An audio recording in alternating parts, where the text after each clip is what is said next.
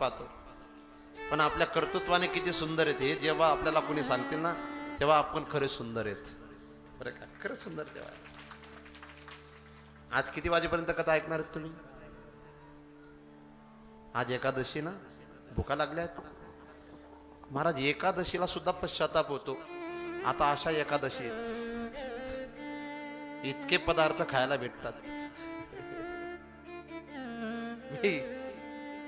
माझ्या समोर हे आमचे काळे आहेत ना, काळे आहेत का राजूभाऊ? काळे रंगाने सावळे गोरे पण सरनेम काळे.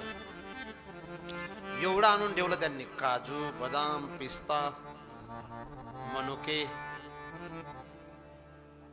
तुम्हाला देत नाहीत. तुमचे चाक दोघं चांगले आहेत म्हणून तुम्हाला देत नाहीत.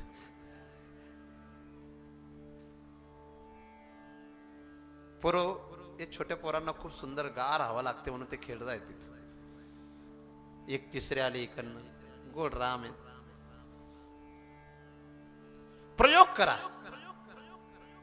आता हा प्रयोग कोणी केला असेल सुरुवातीच्या काळात, की आपलं एक छोटस गाव आहे, या गावामध्ये आपण सुंदर सप्ताह सुरू करू.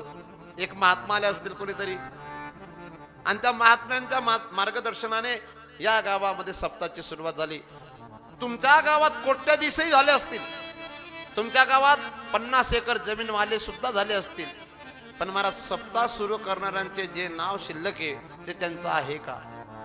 जर यदा कदाचित असा विचार करा, ज्यांनी चांगल्या कामाची सुरुवात केली 100वे वर्ष सुरू आहे, पण आज सुद्धा त्यांचे नाव शिल्लक आहेत. पण काही लोकांनी केवळ संपदा कमवली असेल, कुठेतरी पद प्राप्त केलं असेल, पण या कार्यात जर त्यांच्याकडून सहकार्य केलं गेलं नसेल, लोक त्यांना विसरलेत. पण हे कार्य ज्यांनी सुरू केलं त्यांना अजून सुद्धा लोक आठवतात, हे सांगायचं. म्हणून आपण प्रयोग करा, दुरुपयोग नको. काहींची वाणी वाईट, काहींचं पाहणं वाईट, काहींचं चालणं वाईट, ते दुरुपयोग करतात आपल्या आयुष्यात. पण काही सदुपयोग करतात.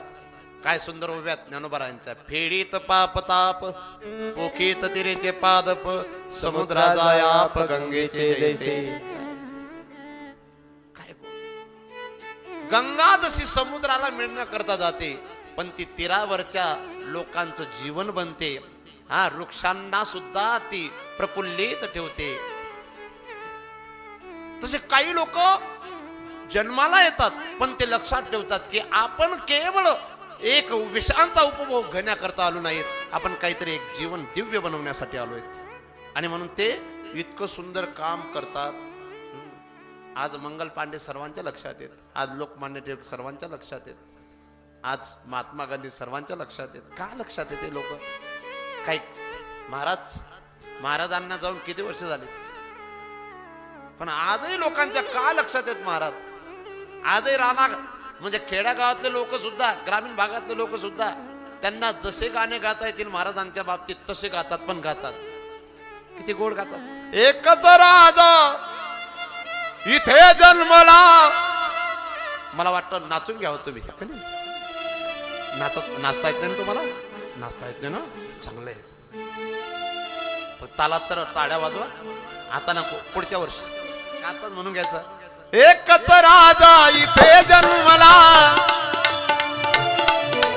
एकच राजा इथे जन्मला, शिवनेरी किल्ल्यावर किल्ल्यावर.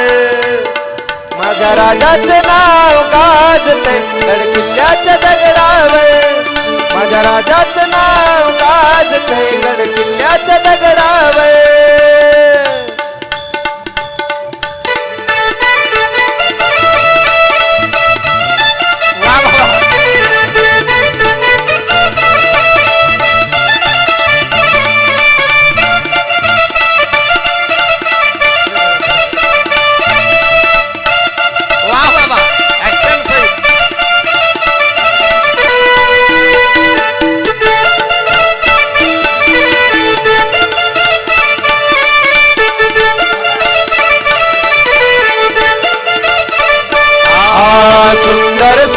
निर्माण प्राण केले तलवारीच्या धारेवर, तलवारीच्या धारेवर, तलवारीच्या धारेवर.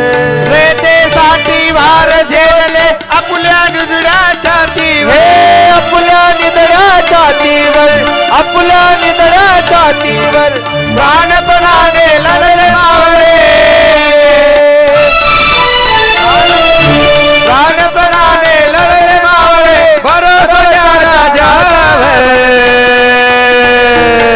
माझ्या राजाचं नाव गाजले गड किल्ल्याच्या डगरावर, माझ्या राजाचं नाव गाजले गड किल्ल्याच्या डगरावर.